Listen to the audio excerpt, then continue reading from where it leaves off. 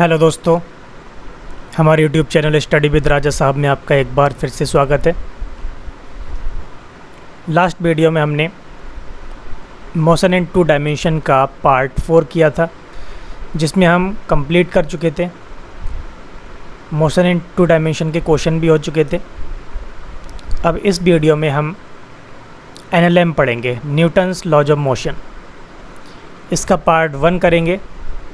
सबसे पहले देखेंगे जड़त्व। सबसे पहले जड़त्व के बारे में पढ़ते हैं। जड़त्व है क्या? जड़त्व क्या है? जड़त्व एक किसी वस्तु के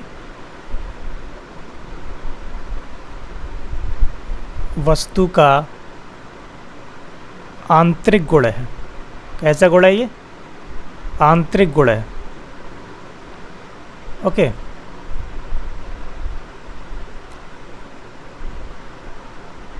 आंतरिक गुण है, जिसमें वस्तु अगर ब्रह्मावस्था में है, वस्तु यदि ब्राह्म में है तो वह ब्राह्म में ही रहेगी।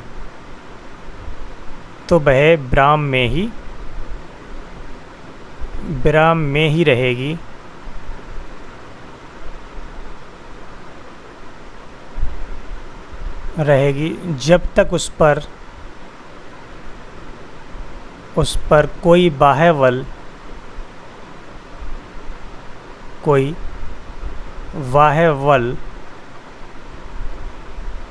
न लगाया जाए।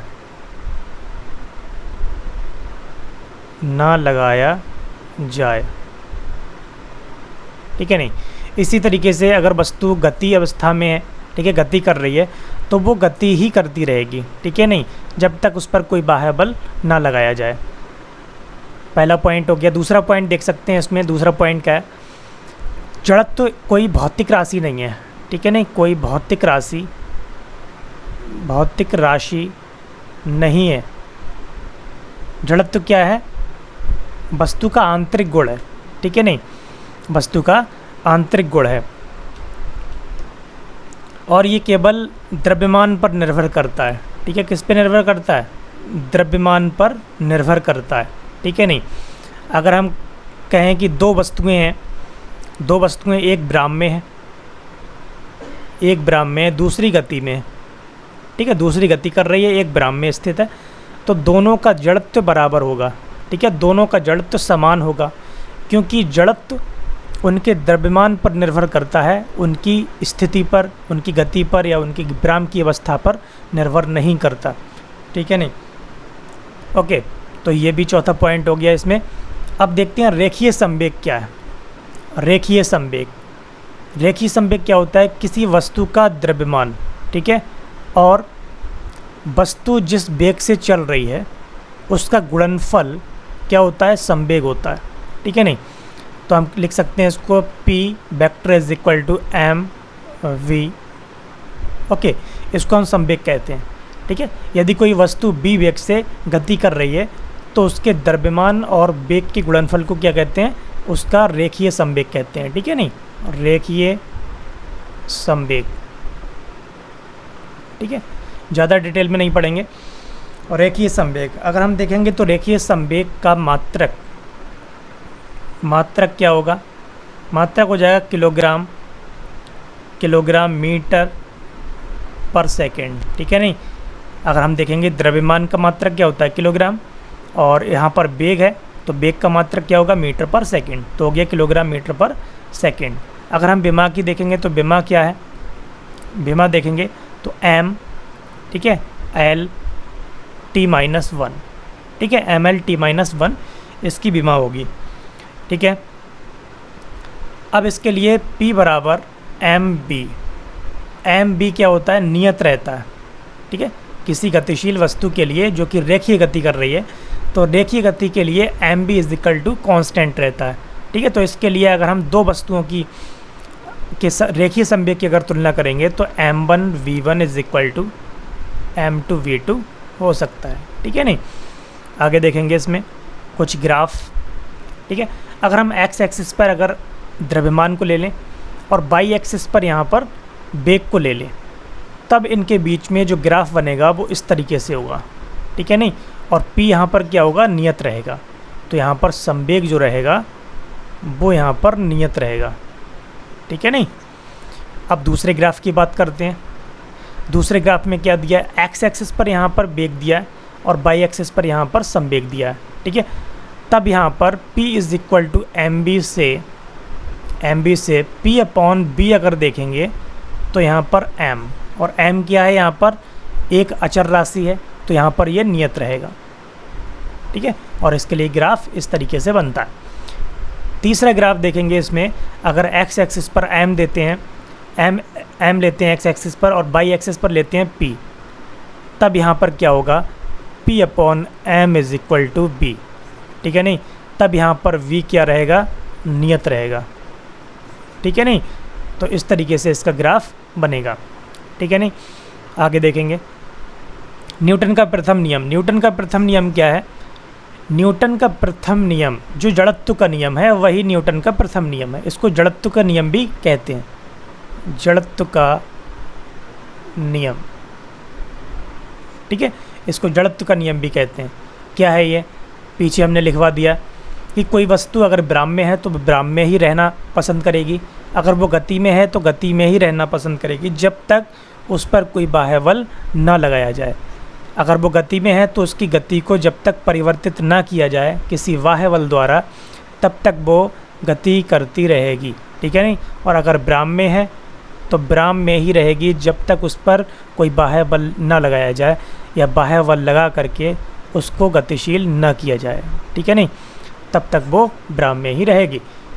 अब यहाँ पर देखते हैं ब्राह्म का जड़त्व। तो ब्राह्म के जड़त्व में क्या है, ब्राह्म का जड़त्व, अगर कोई वस्तु ब्राह्म अवस्था में स्थित है, ठीक है, जैसे मान लिया कोई गाड़ी चल रही है, ठीक है, तो कोई गाड़ी चल रही है उसमें कोई आदमी बैठा हुआ है, ठीक है, तो जब बैठा हुआ है तो वो एकदम स्थिर है, लेकिन गाड़ी गतिशील है, ठीक है नहीं, गाड़ी गतिशील है, और वो जो बैठा हुआ है अंदर वो एक तरीके से ब्राह्म्य है, तो उसके शरीर का निचला हिस्सा भी ब्राह्म्य है, ठीक है। अगर वो गाड़ी अचानक चलती है या अचानक रुकती है, ठीक है, तो वो एकदम आगे की तरफ झुक जाता है। जब वो पीछे की तरफ जाएगी तो आगे की तरफ झुकेगा, और आगे की तरफ जाएगी तो पीछे की तरफ झुकेगा, ठीक है नहीं। तो इस कंडीशन में क्या है कि उसका निचला हिस्सा ब्राह्म्य रहता है, जबकि ऊपर का हिस्सा गतिशील हो जाता है, ठीक है नहीं। इसको हम कहते हैं ब्राह्म का जड़त्व, ठीक है। अगर कोई वस्तु ब्राह्म में स्थित है और वो अपनी स्थिति में ब्राह्म अवस्था में परिवर्तन का विरोध करती है, तो उस स्थिति में जड़त्व को क्या कहते हैं, ब्राह्म का जड़त्व कहते हैं। जैसे यहाँ पर दिया हुआ है एक कांच का, ठीक है, कांच का टुकड़ा है, ठीक है, कांच है।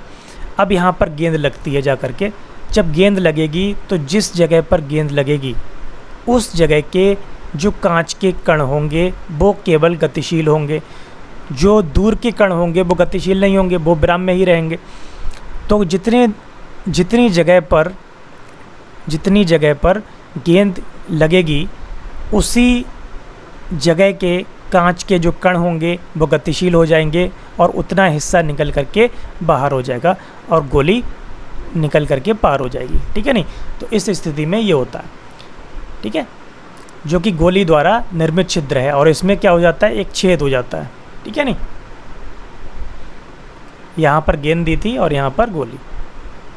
आगे देखेंगे गति का जड़त्व, ठीक है। गति के जड़त्व में क्या है, गति के जड़त्व में देखेंगे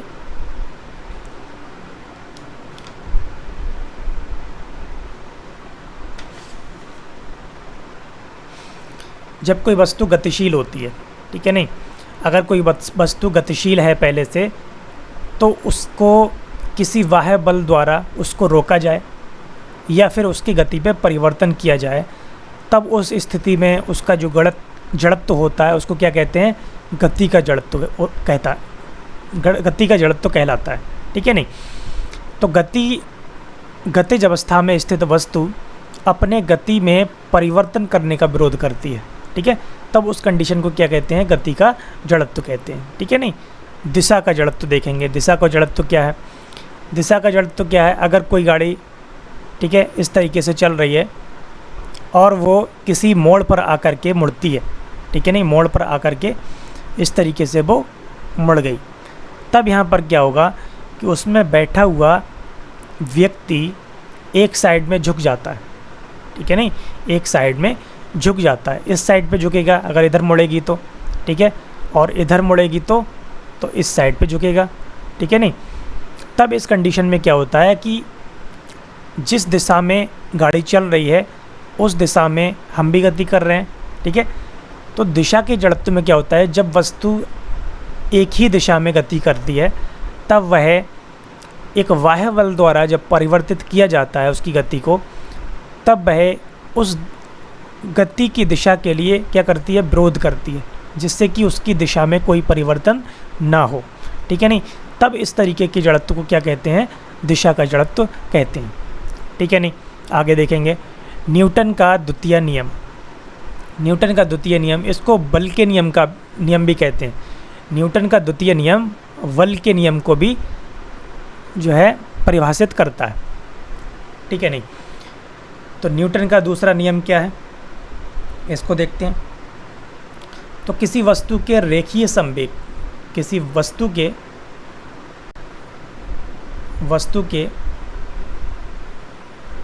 रेखीय संवेग परिवर्तन की दर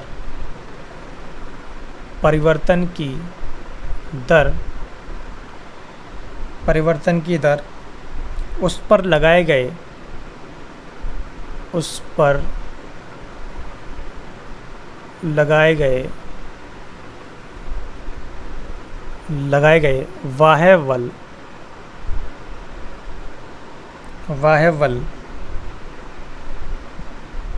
के समानुपाती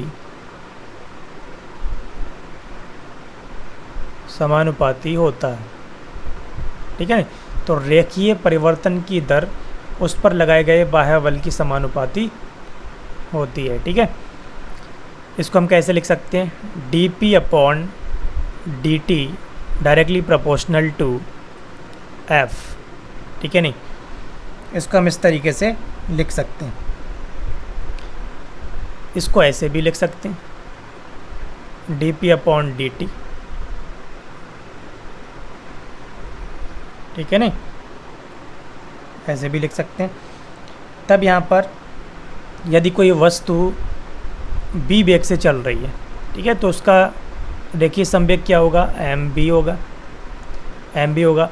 तो इसको हम क्या लिख सकते हैं, इसको हम लिख सकते हैं इसके हिसाब से f इज़ इक्वल टू, यहाँ पर एक कांस्टेंट आ जाता है, ठीक है, dp/dt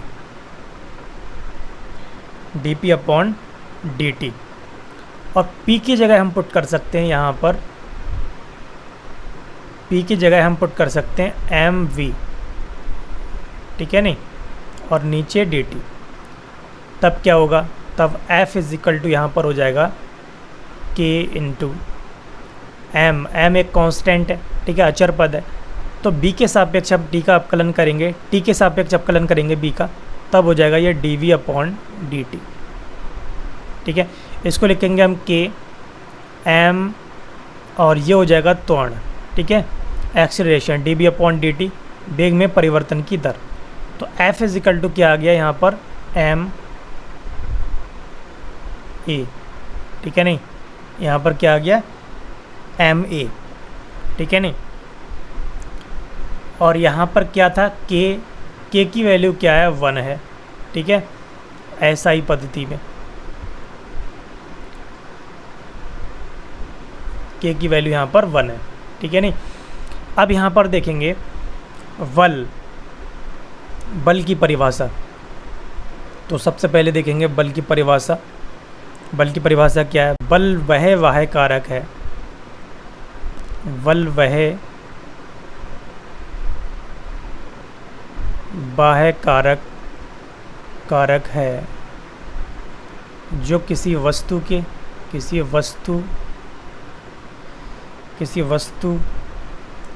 को खींचकर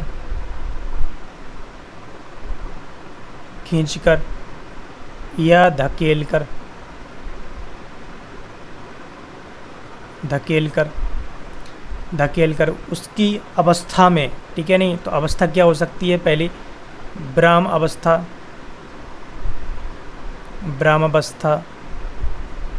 ठीक है, ब्राह्म अवस्था में रखी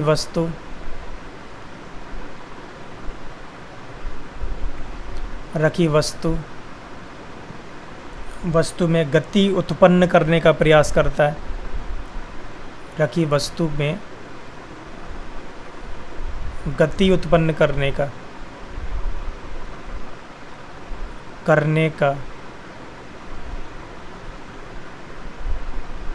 प्रयास करता है, ठीक है नहीं, गति उत्पन्न करने का प्रयास करता है। दूसरा कह सकते हैं गति अवस्था में, ठीक है, गतिशील है, जब गतिशील है तो उसको ब्राह्म में लाने की कोशिश करेगा, ठीक है नहीं, ब्राह्म में लाने की कोशिश करेगा। अब तीसरा बता सकते हैं इसमें, तीसरा पॉइंट ये हो सकता है कि किसी वस्तु की दिशा में परिवर्तन करने का प्रयास करेगा, परिवर्तन करता है या परिवर्तन करने का प्रयास करता है, ठीक है। चौथा इसमें हो सकता है कि ब्राह्म अवस्था में स्थित पिंड का आकार बदल देता है, ठीक है, मान लिया कोई वस्तु है, ठीक है, तो उस पर हम बल लगा दें, ठीक है, और वो बल लगाने से टूट जाए तो क्या हो जाएगा, आकार में परिवर्तन हो जाएगा, ठीक है, आ रहा है समझ में, तो उसका आकार परिवर्तित हो सकता है, ठीक है नहीं। बल अनुप्रयोग की विभिन्न स्थितियाँ क्या हैं, इस तरीके से कोई बॉडी रखी हुई है, ठीक है, उस पर अगर बल इस तरीके से लगाया जाए, u बराबर 0 है, इसका मतलब क्या है, ब्राह्म में है, ठीक है, ब्राह्म में है, और उस पर बल लगा करके उसके बाद में फिर थोड़ी दूर चलने के बाद में वो फिर ब्राह्म में आ जाती है, तो वस्तु ब्राह्म अवस्था में रहती है, यहाँ बल वस्तु की ब्राह्म अवस्था में परिवर्तन का प्रयास करता है, ठीक है नहीं, ब्राह्म में थी फिर से ब्राह्म में आ गई। दूसरा पॉइंट इसमें क्या है, पहले ब्राह्म में, ठीक है, बल लगाया और उसमें गति पैदा हो गई, ठीक है, गति उत्पन्न हो गई, तो b बराबर क्या, b क्या है, पॉजिटिव हो गया, इसका मतलब क्या है, वो गतिशील हो गई, ठीक है, वस्तु गति करना प्रारंभ कर देती है, ठीक है नहीं, यहाँ बल वस्तु की ब्राह्म अवस्था में परिवर्तन कर देता है, ठीक है। तीसरा पॉइंट इसमें दिया हुआ u is not equal to 0, इसका मतलब क्या है, पहले से ही वस्तु गति कर रही है, उस पर जब बल लगता है तो उसकी जो है गति और ज़्यादा बढ़ जाती है, इसका मतलब वेग उसका बढ़ जाता है, तो b ग्रेटर देन u, ठीक है, तो उसका जो फाइनल वेलोसिटी है वो बढ़ जाती है इनिशियल वेलोसिटी के कंपैरिजन में। सूक्ष्म समयांतराल में बल वेग का परिमाण बढ़ा देता है तथा गति की दिशा पूर्व की भांति रहती है। इसमें चौथा पॉइंट दिया हुआ है कि पहले से ही वस्तु गतिशील है u वेग से, ठीक है, u वेग से गतिशील है और उसको खींच करके, ठीक है, या फिर उसके बीच में अवरोध पैदा करके उसकी गति को कम कर दिया जाता है। इसका मतलब क्या है, बाद में जो वेग है वो कम हो गया, पहले वेग ज़्यादा था, ठीक है नहीं, पहले वेग ज़्यादा था और बाद में वेग कम हो गया, उसको रोक करके ब्रह्मावस्था में लाया जाता है, ठीक है। सूक्ष्म समय अंतराल में बल वेग का परिमाण घटा देता है, ठीक है, यही बताया था, गति की दिशा पूर्व की भांति रहती है, ठीक है नहीं। अब यहाँ पर वृत्तीय गति दी हुई है, एक समान वृत्तीय गति में केवल वेग की दिशा में परिवर्तन होता है, ठीक है, वेग की दिशा में ही परिवर्तन होता है बताया था, लेकिन वेग का परिमाण वही रहता है, चाल नियत रहती है, बल की दिशा वेग की दिशा के लंबवत होती है, ठीक है, बताया था। अभिकेंद्रीय बल वेग के लंबवत होता है, बताया था। अब इस कंडीशन में देखते हैं, यहाँ पर कोई अति परवलय है या फिर दीर्घ वृत्त है या फिर परवलयकार गति है, उस कंडीशन में असमान वृत्तीय गति, दीर्घ वृत्तीय गति, परवलयकार गति या अति परवलयकार गति में बल गति की दिशा से किसी कोण पर कार्यरत रहता है। इन सभी गतियों में वेग की दिशा तथा परिमाण दोनों परिवर्तित होते हैं, ठीक है। विमाएँ हमें पता है, बल बराबर द्रव्यमान गुणा त्वरण, ठीक है, m गुणा a बराबर, ठीक है नहीं, तो विमा हम यहाँ से निकाल सकते हैं ml, ठीक है, m द्रव्यमान का और lt - 2, ठीक है, त्वरण का। आगे देखेंगे, बल के लिए हम मात्रक भी देख सकते हैं, ठीक है। पहला मात्रक क्या देखेंगे, पहला मात्रक एक तो न्यूटन, ठीक है, दूसरा किलोग्राम मीटर पर सेकंड स्क्वायर, ठीक है। तीसरा क्या देखेंगे, तीसरा होगा डाइन, ठीक है। CGS में क्या होता है, डाइन होता है, CGS में डाइन होता है, ठीक है नहीं।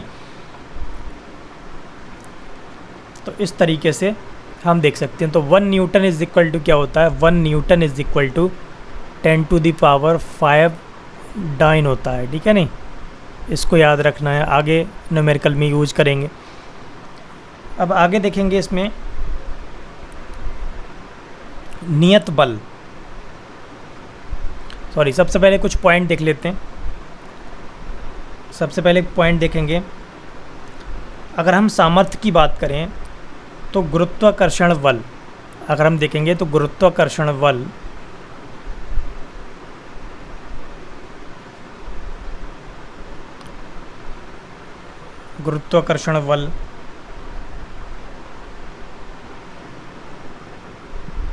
गुरुत्वाकर्षण बल और यहाँ पर कमज़ोर नाभिकीय बल, कमज़ोर, ठीक है, वीक फोर्स, कमज़ोर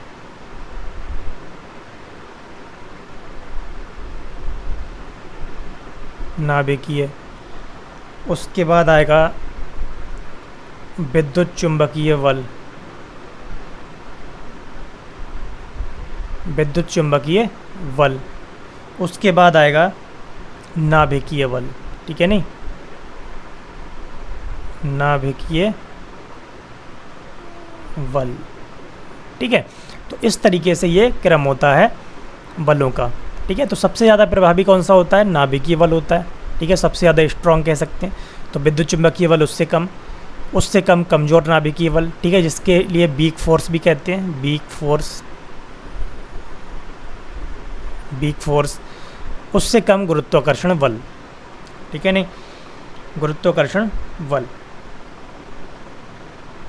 अगर हम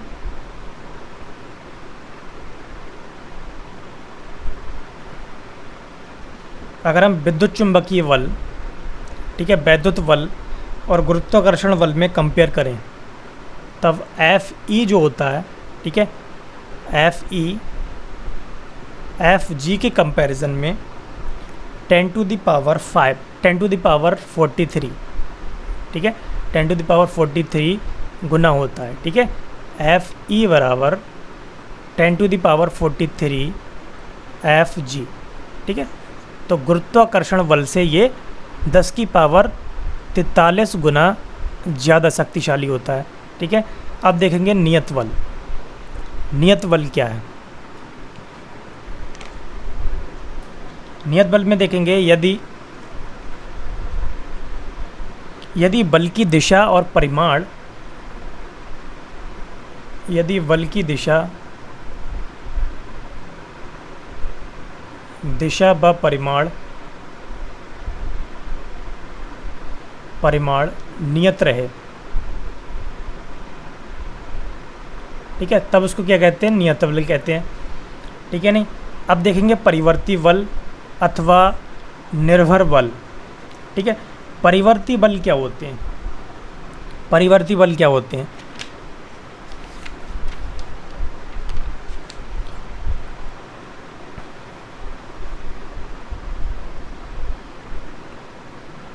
परिवर्ती बल के लिए सबसे पहले एक उदाहरण देखेंगे, स्थिति पर निर्भर बल, ठीक है, स्थिति पर निर्भर बल, स्थिति पर निर्भर, स्थिति पर कौन से निर्भर करते हैं, ठीक है। जैसे दो पिंडों के बीच में गुरुत्वाकर्षण बल, ठीक है, M1 M2, तब यहाँ पर गुरुत्वाकर्षण बल क्या होता है, Gm1 M2 अपॉन r²। बीच की डिस्टेंस कितनी है, r है, ठीक है नहीं। और आवेशित कणों के बीच का बल, ठीक है, आवेशित कण है कोई दो, ठीक है, Q1 और Q2, तब इनके बीच का जो बल होता है जिसको हम कूलाम बल कहते हैं, ठीक है नहीं, तो उसको लिखेंगे हम Q1 Q2 अपॉन 4πε0 r², ठीक है, अगर बीच की डिस्टेंस कितनी है, r स्क्वायर है। ठीक है, तीसरा पॉइंट इसमें होगा, तीसरा पॉइंट होगा श्यान बल, वेग पर निर्भर बल। सॉरी, दूसरा पॉइंट है वेग पर निर्भर। वेग पर कौन सा निर्भर करेगा, श्यान बल। और श्यान बल क्या होता है, 6 पाई r ईटा v। ठीक है, श्यान बल, श्यान बल। ठीक है, अब एक पॉइंट रह गया इसमें, एक पॉइंट है इसमें, एक पॉइंट रह गया तीसरा, समय पर निर्भर।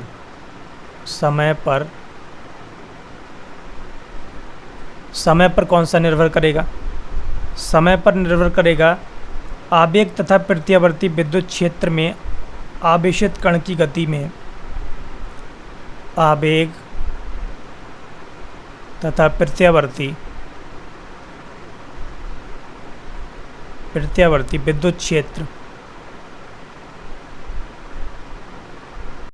विद्युत क्षेत्र में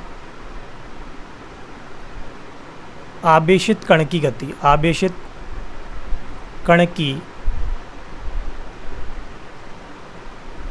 गति।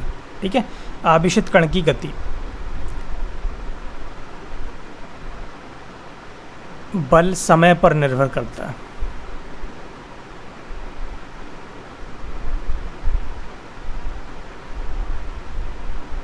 ठीक है, किस पर निर्भर करता है, समय पर निर्भर करता है। अब यहाँ पर आता है केंद्रीय बल। ठीक है, नहीं, केंद्रीय बल, केंद्रीय बल को देखते हैं। केंद्रीय बल कौन से होते हैं। ठीक है, जैसे हमने ले लिया जो बल स्थिति पर निर्भर करते हैं। ठीक है, नहीं, स्थिति पर जो निर्भर करते हैं। ठीक है, नहीं, स्थिति पर जो निर्भर करते हैं वो क्या होते हैं, केंद्रीय बल होते हैं। ठीक है, जैसे F व्युत्क्रमानुपाती r स्क्वायर के। ठीक है, जैसे हमने ले लिया यहाँ पर गुरुत्वाकर्षण बल ले लिया। ठीक है, तो गुरुत्वाकर्षण बल में सूर्य के चारों ओर पृथ्वी चक्कर लगाती है, सूर्य, और यहाँ पर ले लो पृथ्वी। ठीक है, तब इस कंडीशन में क्या होता है, तब इस कंडीशन में गुरुत्वाकर्षण बल किस पर निर्भर करता है, स्थिति पर निर्भर करता है। ठीक है, नहीं, जो स्थिति है, जो डिस्टेंस है, ठीक है, नहीं, डिस्टेंस के स्क्वायर के इन्वर्सली प्रोपोर्शनल होता है। ठीक है, इसी तरीके से नाभिक के चारों ओर इलेक्ट्रॉन की गति। ठीक है, नाभिक के चारों ओर इलेक्ट्रॉन की गति। ठीक है, तो इलेक्ट्रॉन की गति और नाभिक के केंद्र के बीच की दूरी, ठीक है, ये इस पर डिपेंड करते हैं। दूसरा देख सकते हैं हम,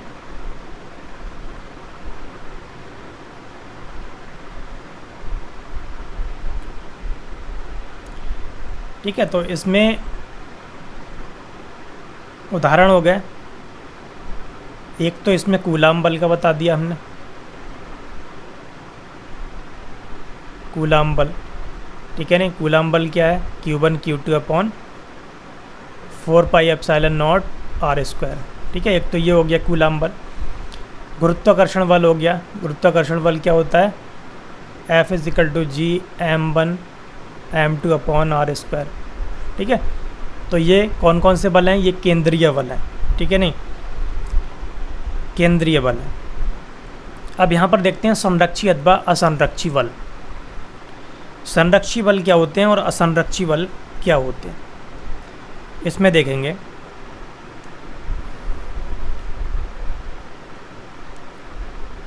ठीक है, ऐसा बल, ठीक है, संरक्षी बल में क्या है, ऐसा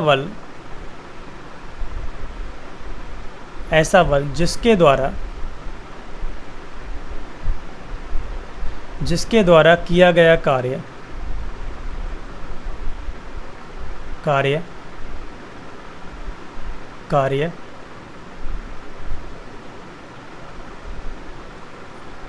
मार्ग पर या पथ पर, ठीक है, पथ पर निर्भर नहीं करता है,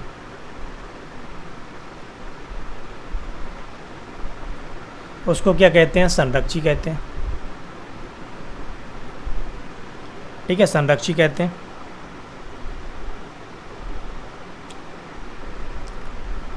दूसरा पॉइंट भी कह सकते हैं इसी में, या फिर गतिज ऊर्जा में कोई परिवर्तन नहीं होता है। ठीक है, गतिज ऊर्जा में अगर हम कहें डेल के ई इज़ इक्वल टू 0, ठीक है, नियत, कोई परिवर्तन नहीं होता है, तब उस कंडीशन में क्या होगा, संरक्षी बल होगा। ठीक है, और असंरक्षी बल क्या होगा, असंरक्षी बल होगा, और जो संरक्षी नहीं है वो संरक्षी होगा। सीधा सा पॉइंट ये है, जो संरक्षी नहीं है वो असंरक्षी होगा।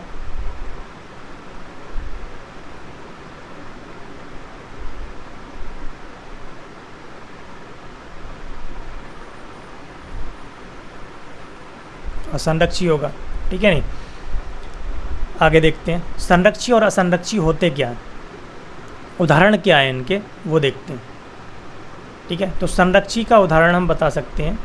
संरक्षी के लिए गुरुत्वाकर्षण बल। ठीक है, गुरुत्वाकर्षण बल। ठीक है, गुरुत्वाकर्षण हो गया, वैद्युत बल हो गया, वैद्युत बल। ठीक है, नहीं, दूसरा क्या बता सकते हैं, प्रत्यास्थ बल, प्रत्यास्थ बल। ठीक है, नहीं, असंरक्षी क्या होंगे, असंरक्षी, जो संरक्षी नहीं है वो असंरक्षी होंगे। कौन कौन से होंगे, घर्षण बल, ठीक है, श्यान बल। ठीक है, तो ये क्या है, असंरक्षी बल है। आगे देखेंगे यांत्रिकी में कुछ प्रचलित कुछ बल। ठीक है, सबसे पहले आता है भार। तो भार के लिए क्या क्या है, भार के लिए किसी वस्तु का भार। ठीक है, मान लिया कोई वस्तु है और इस तरीके से रखी हुई है। ठीक है, तब उस वस्तु का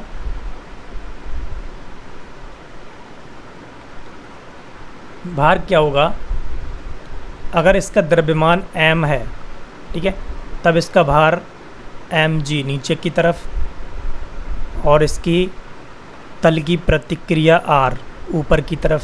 ठीक है, तब हम भार कह सकते हैं कि भार वह बल है, भार वह बल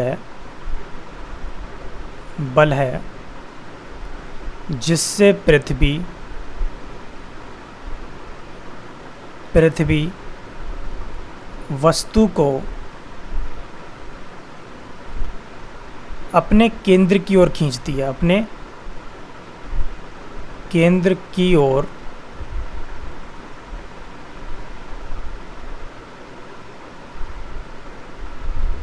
खींचती है। ठीक है, नहीं, केंद्र की ओर खींचती है। अब इसमें देखेंगे प्रतिक्रिया अथवा अभिलंब। ठीक है, अभी हमने बताया था ये आर यहाँ पर क्या है, प्रतिक्रिया बल है, या फिर कह सकते हैं सतह की प्रतिक्रिया या फिर प्रतिक्रिया बल, अभिलंब बल भी इसको कहते हैं। ठीक है, नहीं, इसके लिए हम दूसरी कंडीशन ले सकते हैं, एक आनत तल पर। ठीक है, यहाँ पर कोई वस्तु रखी हुई है, तब इस कंडीशन में क्या होगा, अगर ये थीटा है एंगल, तब इसका भार नीचे की तरफ। ठीक है, नहीं, नीचे की तरफ, और ये एंगल भी थीटा होगा, ये हो जाएगा mg cos थीटा। और इस कंडीशन में इसकी जो प्रतिक्रिया होगी वो r, और इस साइड पे इसका जो वर्टिकल कंपोनेंट होगा वो हो जाएगा mg sin थीटा। ठीक है, नहीं, mg sin थीटा।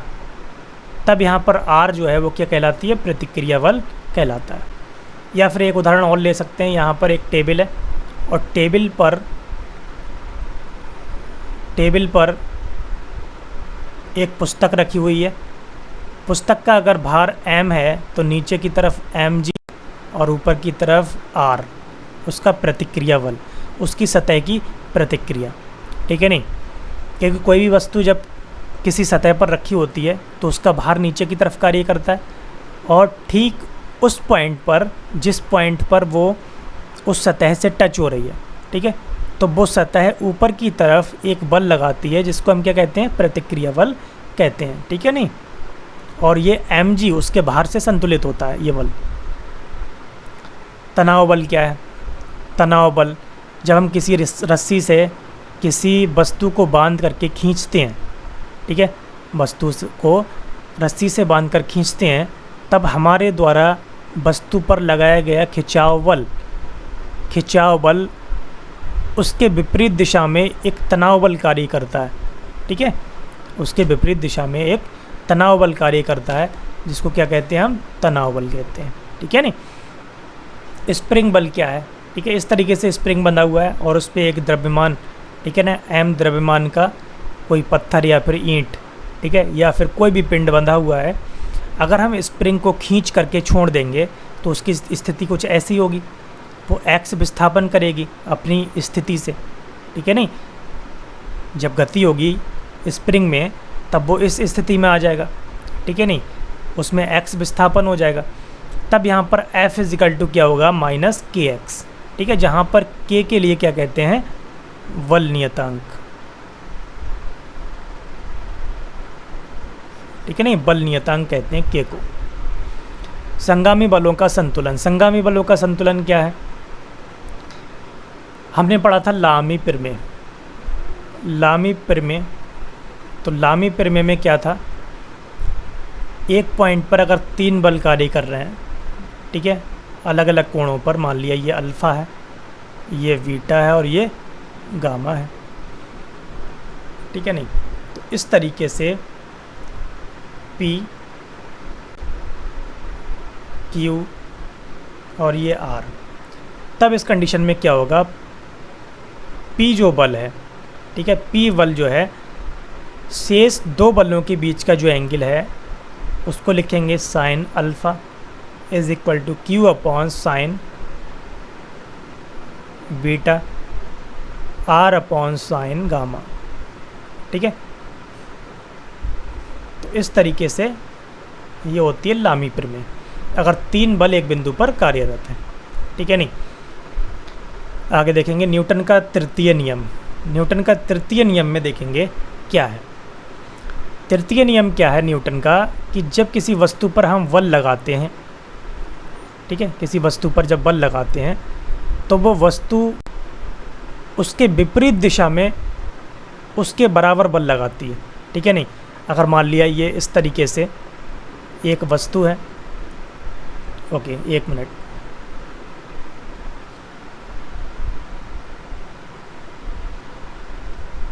तब इस कंडीशन में इसका जो भार होगा वो नीचे की तरफ, 1 मिनट, काम नहीं कर रहा है ये, और इसकी तल की प्रतिक्रिया ऊपर की तरफ,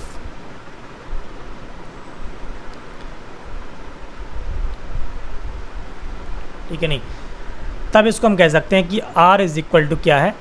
mg, okay, R = mg, okay. इस कंडीशन में ये होगा, तो किसी वस्तु पर जितना हम बल लगाते हैं वो वस्तु उसके विपरीत दिशा में उसके बराबर बल लगाती है। इसी को क्या कहते हैं? क्रिया प्रतिक्रिया का नियम कहते हैं, ठीक है, क्रिया प्रतिक्रिया का नियम।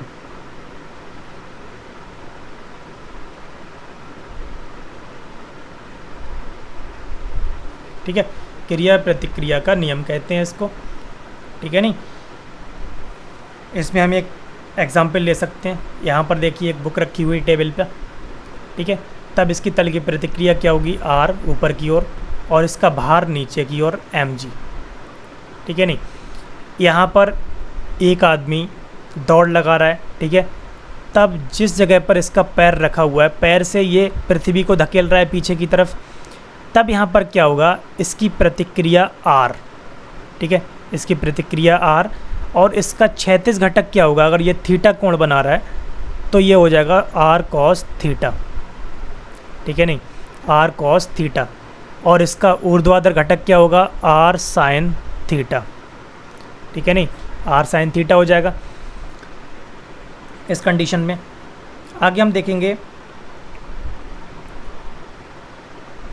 एक इसका एग्जांपल और ले सकते हैं, ठीक है। वो एग्जांपल ये है, जब राइफ़ल चलाई जाती है, ठीक है, बंदूक चलाई जाती है, तो बंदूक जो है गोली छूटने के बाद में पीछे की तरफ पीछे की तरफ जो है बल लगाती है या एक झटका लगता है उसमें, तो वो उसके लिए हम कह सकते हैं ये उदाहरण किसका है, क्रिया प्रतिक्रिया का बल है, क्रिया प्रतिक्रिया बल है। ठीक है, गोली आगे की तरफ छूटती है और बंदूक द्वारा पीछे की तरफ बल लगाया जाता है। ठीक है नहीं, तब इसको हम कह सकते हैं क्रिया प्रतिक्रिया का नियम। ठीक है नहीं।